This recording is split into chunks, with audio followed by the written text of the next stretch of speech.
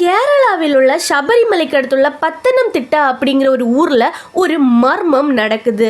2 forest officers பல வருடங்களாக அந்த காட்டில் பணிபுரிஞ்சிட்டு வந்திருக்காங்க. ஒரு நாள் அமாவாசை இரவு காட்டுக்குள்ளே இருந்து சில புகார்கள் வந்திருக்கு. அப்போ 2 காவலர்களும் ஜீப்பில் ரோந்து பணிக்கு கிளம்பியிருக்காங்க. அப்போது ரேடியோவில் கேட்ட செய்தி என்ன அப்படின்னா, சார் இங்கே யாரோ நடக்கிற சத்தம், ஆனால் யாரையும் பார்க்க முடியலை. அதுக்கப்புறம் ரேடியோ சைலண்ட் ஆகியிருக்கு, மொபைலில் சிக்னலும் போயிருக்கு. அதுக்கு அடுத்த நாள் ஒரு ஜீப்பு காட்டு பகுதியில் நிறுத்தப்பட்டிருந்திருக்கு. என்ஜின் பார்த்தீங்கன்னா குளிர்ந்த நிலையில தான் இருந்திருக்கு. டார்ச் லைட் எரிஞ்சிட்டே இருந்திருக்கு. ஆனால் அங்கே 2 வன ஊழியர்களுமே இல்லை. அதுக்கப்புறம் கண்டுபிடிக்கப்பட்ட அதிர்ச்சி என்னன்னா, அங்கே மனித கால் தடங்கள் இருந்திருக்கு. அந்த கால் தடங்கள் திடீர்னு நடுவில் மறைஞ்சு போயிருக்கு. இழுத்து சென்ற அடையாளமுமே அங்கே இல்லை.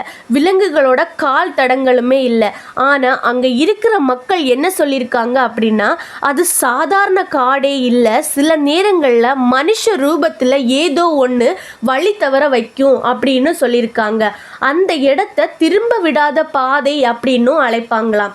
அதிகாரப்பூர்வமாக என்ன சொல்லியிருக்காங்க அப்படின்னா, காட்டில் அவங்க வழி தவறி போயிருக்கலாம், இல்லைன்னா வன விலங்கு தாக்கி இருக்கலாம் அப்படின்னு சொல்லியிருக்காங்க.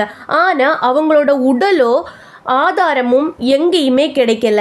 இன்றைக்கும் பார்த்தீங்கன்னா அந்த பாதையில் இரவு ரோந்தே கிடையாது. தனியாக அந்த காட்டில் யாரையுமே அனுப்ப மாட்டாங்க. உண்மையிலே அந்த 2 வனக்காவலர்களும் எங்கே போனாங்க, என்ன நடந்தது, அந்த மர்ம நபர் யார் அப்படிங்கிறதே ஒரு கேள்விக்குறியாகத்தான் இருக்கிறது.